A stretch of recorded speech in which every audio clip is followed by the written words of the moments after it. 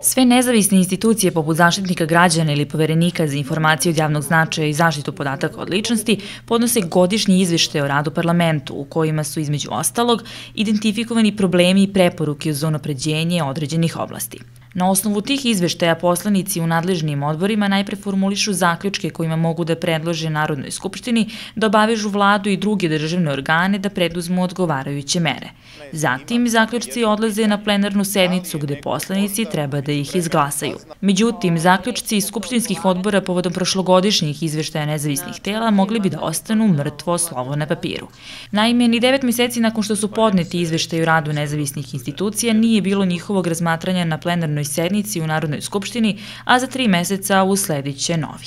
Svi zajedno u društvu, dakle, moramo raditi sve što je moguće da parlament pretvorimo ono što treba da bude ono što je društvo neophodno. Dakle, da je jedan snažan mehanizam koji ne samo da vrši taj legislativni proces, nego, naravno, ostavljajući vladi onu autonomiju koja je njoj neophodna i koja je zajamčena Ustavom, vrši i kontrolu nad njenim radom. Za sada mi to objektivno nemamo.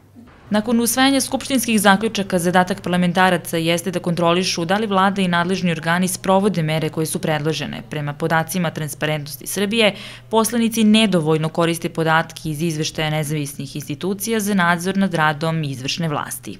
Ja se plašim da s jedne strane imamo to da postoji konsenzus da se može dobro, kvalitetno raditi oko nečega što nije uslovno rečeno pipava oblast. Kada je tu pitanje korupcije, kada dođe na dnevni red, čini mi se da postoji tendencija izvršne vlasti da pokuša da prigrabi za sebe sve zasluge za tu oblast. Poslanici vladajuće većine i opozicije različito ocenjuju moć parlamenta da kontroliše vladu. Za poslanicu vladajuće stranke situacija je bolja nego prethodnih godina, a kao primer navodi izveštaj koji je Odbor za ljudska i manjinska prava dobio od Vlade Srbije za 2013. godinu, a koji govori o implementaciji preporuka za poboljšanje ove oblasti u Srbiji. Sve ove preporuke će biti, koje su prihvaćene, će biti implementirane. Koliko Skupština ima moć da iskontroliše taj proces primjene? Evo, upravo kroz ovaj izveštaj ima, to je moć.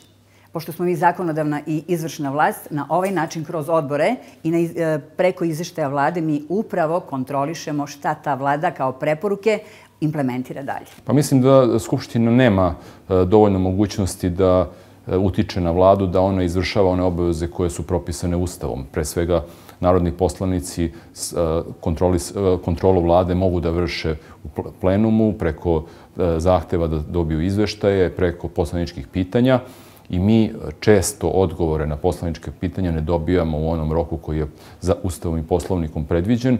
Kako bi unapredila kontrolnu funkciju, Skupština bi trebala da pronađe bolji način za nadzor nad primjenom mera koju je usvojila, kao i da utvrdi posljedice za one koji ih ne primenjuju.